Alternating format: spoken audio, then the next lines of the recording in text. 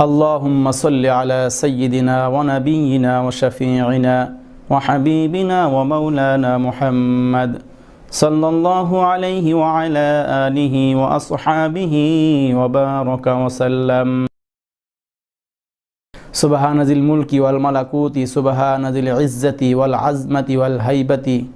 والقدرة والكبرياء والجبروت سبحان الملك الحي الذي لا ينام ولا يموت أبدا أبدا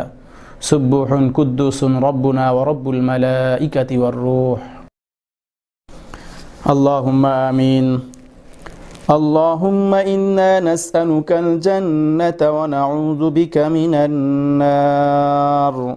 يا خالق الجنة والنار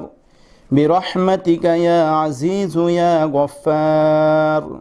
يا كريم يا ستار يا رحيم يا جبار